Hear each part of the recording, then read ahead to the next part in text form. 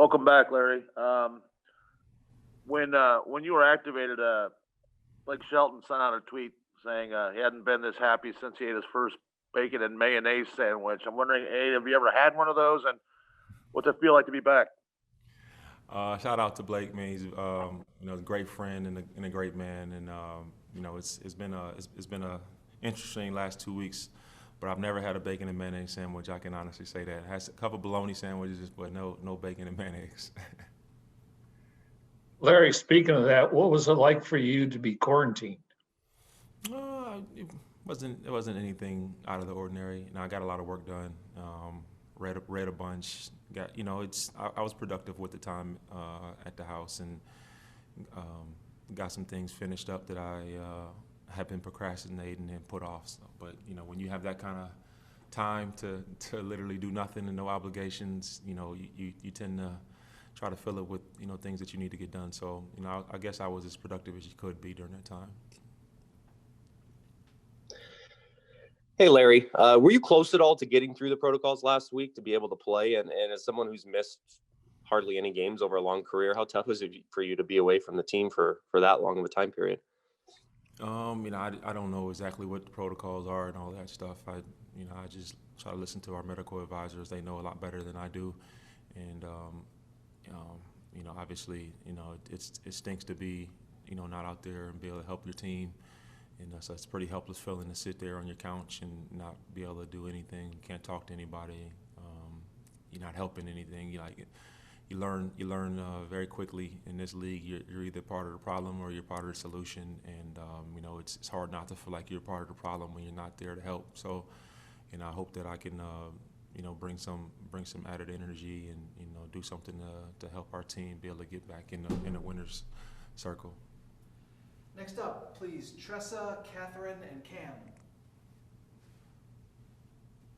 Hi, Larry. Welcome back. Glad to see you. Bear with me. This is a super unrelated question, but talking about the Phoenix Suns and they're starting a preseason play on Saturday against the Jazz, how exciting is it to see kind of that energy bringing in the new parts and Chris Paul and the Jay Crowders and just the vibe that the Suns are giving off in the Valley? Well, it's really exciting. I mean, you look at what they were able to do in the bubble last year. It's if you were looking at just MVPs of the bubble last year, it's hard to say anybody played better than Devin did in those 8 games leading to the playoffs. He was outstanding in terms of a distributor, a scorer, defensively. I mean, he did everything. And a lot of guys on that team stepped up. Monty Williams showed exactly why he's a front runner for Coach of the Year this year.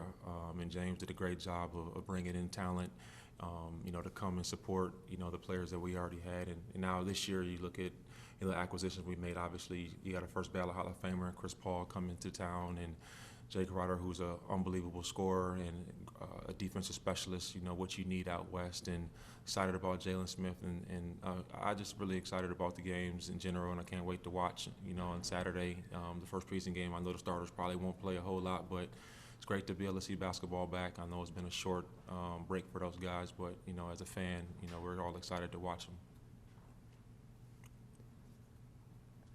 Hey, Larry, good to see you. Welcome back.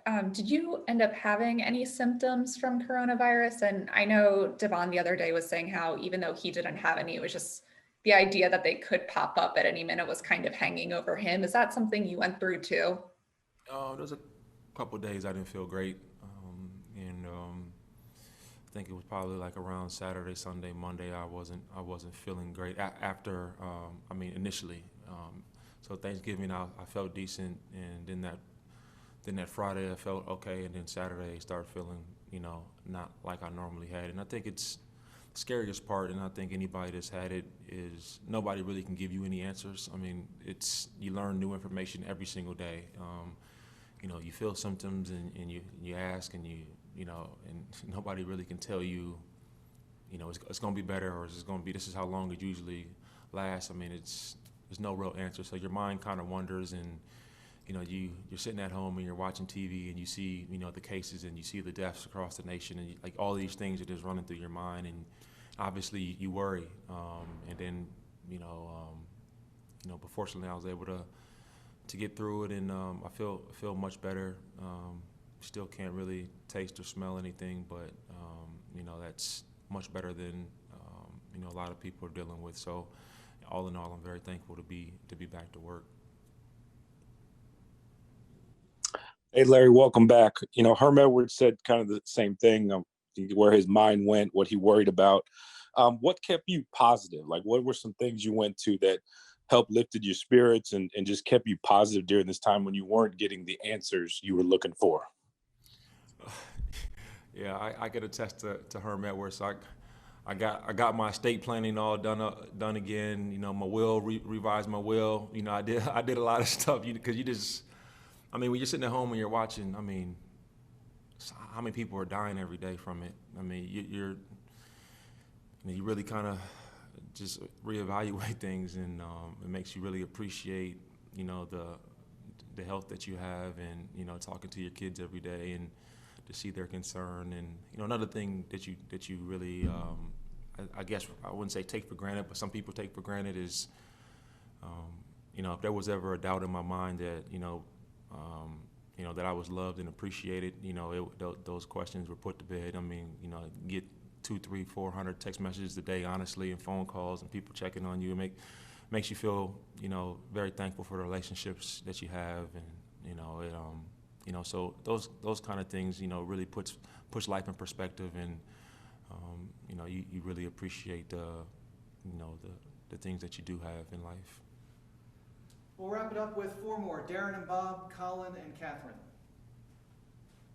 Larry, good to see you back. Getting back on the field is one thing. Obviously, having gone through it and feeling some things, how do you feel when you're out on the field right now in terms of your health? Do you feel like you can drop right in? Is it for you like you missed 2 weeks with an injury, or is it a different deal for you right now? No, honestly, Darren, I feel the best I've ever felt. Just in terms, I'm 37 years old, and I had a couple things that were bothering me before, I went on the COVID list. Nothing that would keep me out of a game, but just nagging things. And you spend, essentially 13 days not doing much. I ran a couple times and did a lot of Peloton workouts, but there's no substitute for going out there and running routes against other elite athletes, and the level of competition, and the sense of urgency that's going to be required to play and practice. And I felt good. I dropped probably only 9 pounds. Just don't have much of an appetite, so I feel good in terms of my body. And I don't know exactly how much I'll play or what I'll be doing.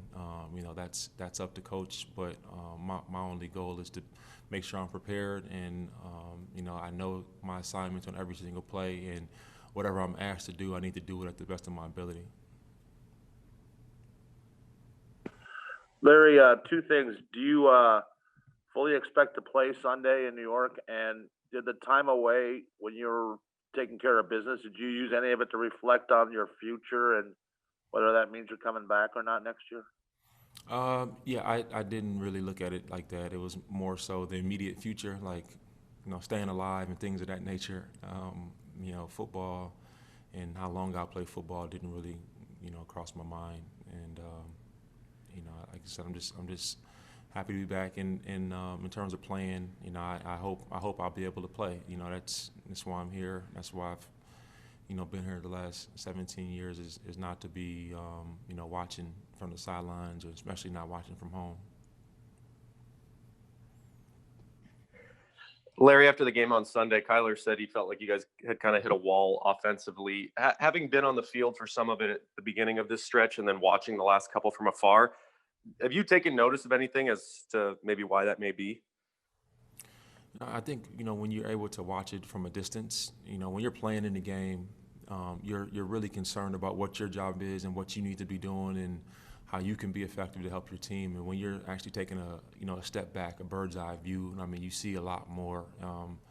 And I've discussed those things with my coaches and my teammates. Back. It's not something I want to discuss publicly, but you do see things that you normally wouldn't see when you're playing. And actually, it was pretty helpful to be able to observe it from a distance.